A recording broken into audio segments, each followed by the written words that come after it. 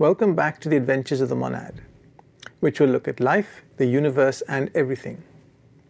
My name is Kazim Kamal-ur-Rahim. In this series, I ask the question, where do we come from? Who are we? And where are we going? I post one presentation a week. Please subscribe to my website and hit the bell icon for notification of future videos. You can also leave comments and join in forum discussions on my website.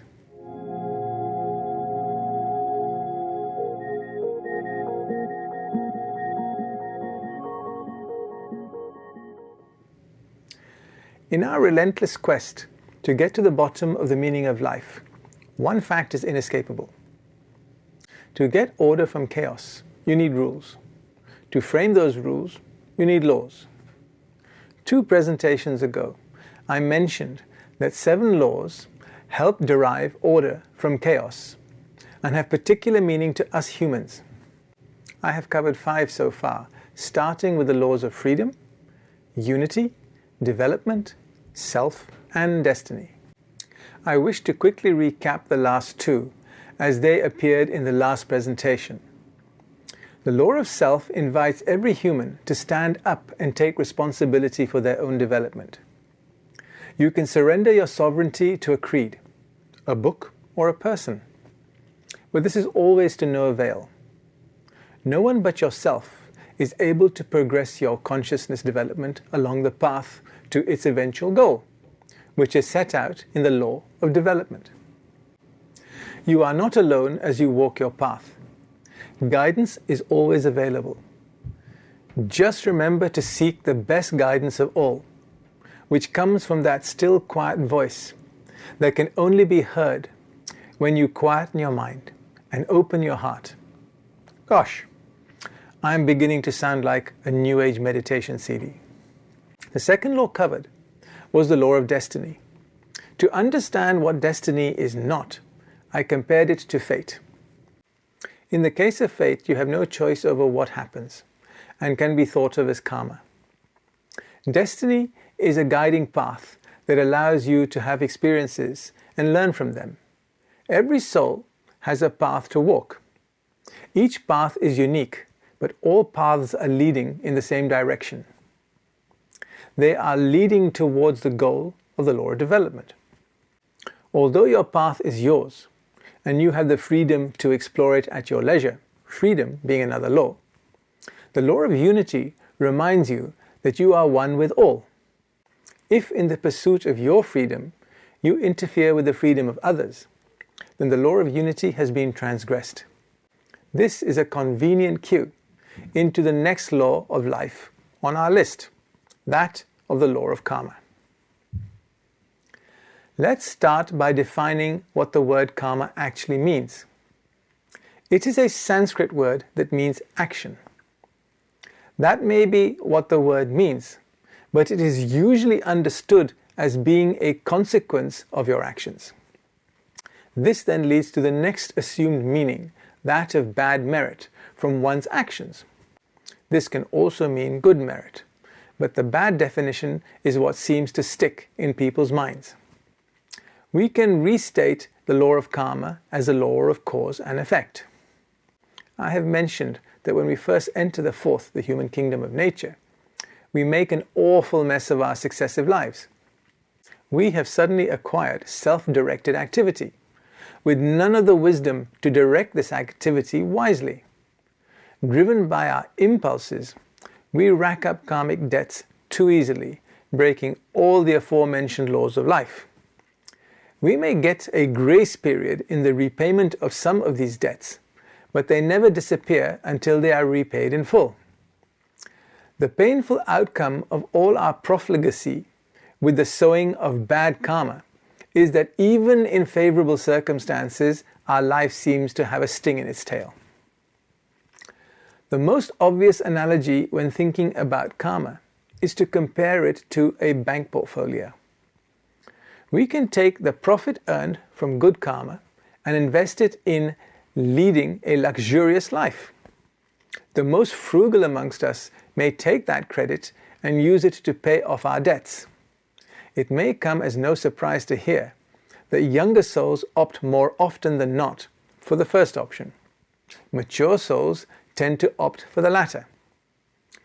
The risk you take for opting for the profligate life is that there are more opportunities to stray off your path. Historically, religion accords wealth and abundance with gifts from God. Well, sorry to burst your bubble, but can you really see God being concerned with your financial status? From the analogy we are using, wealth is a drawing down of your savings in your account. Okay, so you have all this wealth.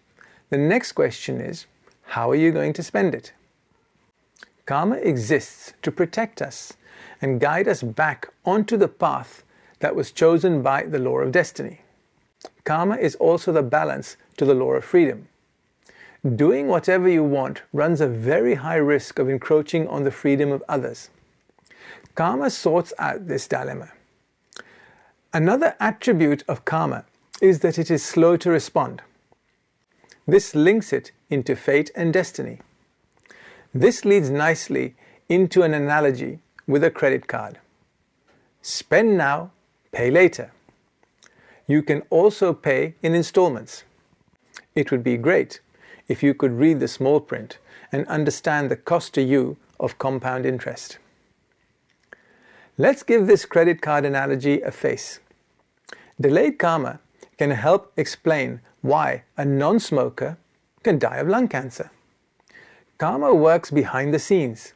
We can see its effect all too clearly. But do we know its cause? The law of cause and effect is subtly woven into the tapestry of our lives. Does all karma attract the same rate of interest? No. If you willfully transgress the laws of life, you are liable to generate more karma than if you make an unintentional or ignorant transgression. It should be made clear that although karma often results in suffering, it should not be viewed as punishment for punishment's sake. Neither should it be regarded as divine retribution.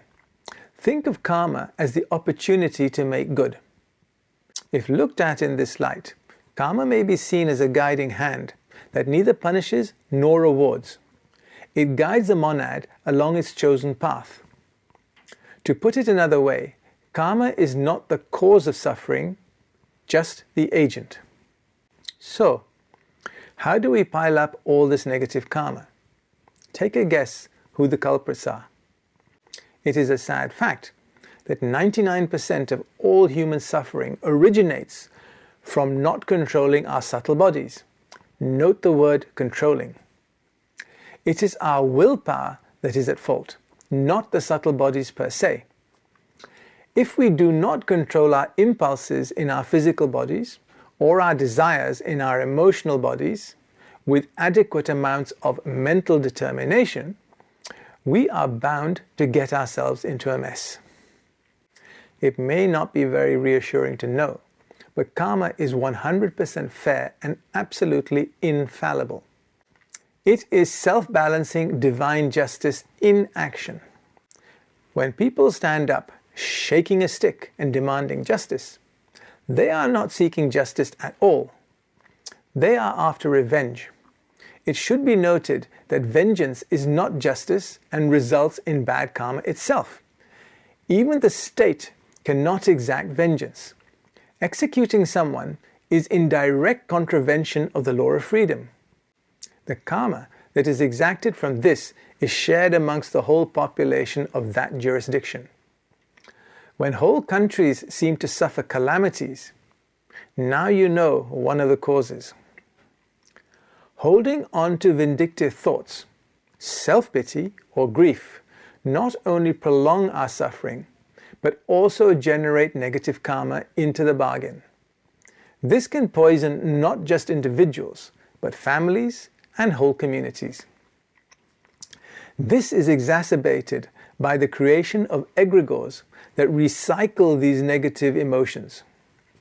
This makes ridding yourself of such influences very difficult. Just stop and think of the national and transnational egregores that have been created through time and how big and powerful some of them must be. Peace in the Middle East, anyone? The bottom line is that if something unpleasant happens to us, we have to realize that it is us who are the cause of it.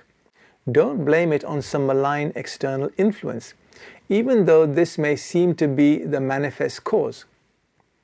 Whether it be a person or an event, the unpleasant happening is just an instrument to rebalance your bank account. I do wish to make a point here. If someone is harming others, even though this may be wheels within wheels, that person must stand accountable for their action. What exactly is going on then? The Lords of Karma are a smart bunch. They see to it that both parties in an incident have related karmic debts to pay, just not necessarily to each other. As long as both parties reap the appropriate effect, it does not matter if their original transgressions were against each other. As a rule of thumb, karma usually plays out on the same stage as the original transgression. Physical crimes result in physical punishments. So far, we have been talking about a one-to-one outcome. What if there is a one-to-many debt to pay off? What may happen here is that some of the karma is worked out on the lowest subplanes of the emotional world. These are the planes known as Hell and Purgatory, 48.5 to 48.7.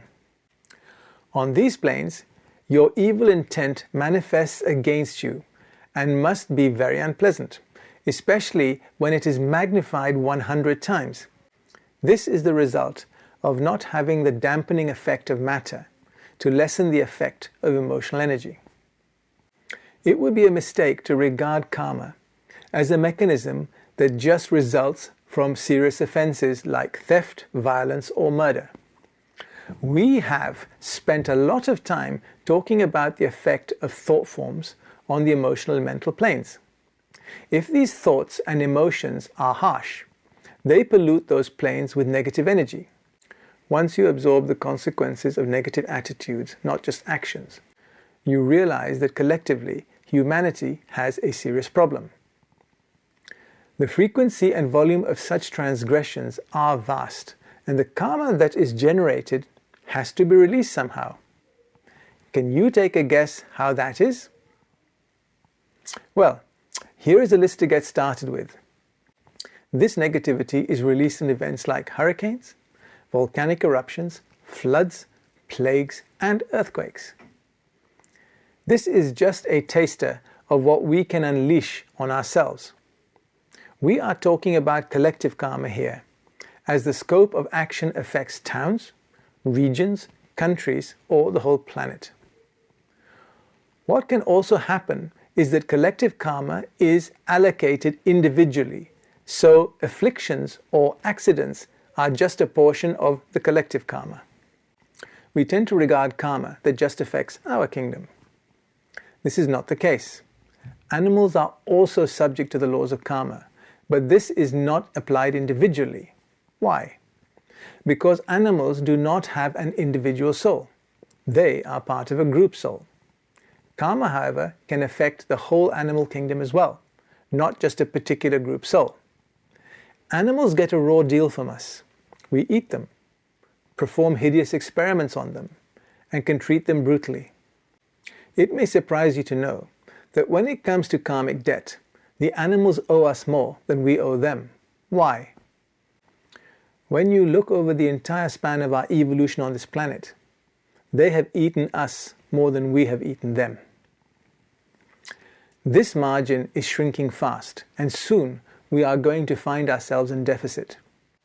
So you have a limited time to enjoy your steaks and hamburgers, when the only price you are going to pay is in your digestive tract and in the general lowering of your vibration. In the not too distant future, you will be taking on karma as well when you tuck into your sausages and bacon breakfast. Bon appetit. One way to experience karma is to be on the other side of the original transgression. If you are a slave owner, you may reincarnate as a slave to experience the other side of the equation. With the best will in the world, we are never going to understand the full intricacies of karma. The controlling agencies of this law are monads far superior to us. Karma is managed by 3 hierarchies of highly developed cosmic beings. Their capacity is staggering. They are able to record every thought, emotion, word and action that occurs in their sphere of influence. It is mind-boggling to contemplate what this must involve. The 3 groups are as follows. The Devarajas of the 7 planes administer cosmic karma and control the destinies within our solar system. There is an intermediary group associated with our planetary chain. Their job is to manage the collective karma and future destinies of the human race. The guardians of the 4 directions, who are in charge of the 4 worlds that surround our planet, deal with human karma. This primarily involves the administration of karma related to our past actions. Your friends and mine, the Lords of Karma, are known by a variety of names. Laipika Lords, which is Sanskrit for scribe. Angels of the presence and of the book of life is a term used in Christianity. Recording angels is a Kabbalistic term. Assessors of Amenti are the agents described by the ancient Egyptians. Devarajas and guardians of the 4 directions is a Hindu term. One unsettling thought to bear in mind is that karma is often administered by the forces of darkness. They act on those that transgress the laws of life. Guess what those forces are? They are demons and black magicians, and they inadvertently help in the administration of bad karma. It is not that these terrible beasties are somehow in collusion with the forces of light. It is just that the Lords of Karma know an opportunity when they see one, and put monads who need to learn something in the path of harm. As I have said previously, there is no such thing as an accident, only prearranged incidents. Karma is one of the main reasons that evil exists. As long as we individually or collectively choose to break the laws of life, there will be evil to administer the karmic consequences. Evil can do us no harm if we obey the laws of life. Having said that, there may be a smidgen of collective karma that we have to take on board in our lives. Here is an embarrassing thought. When the hierarchy incarnates amongst us, they come bearing no karma. If they suffer, they take on some of our collective karma. This was represented in the Christian Bible as Christ dying for our sins. This is an allegorical term.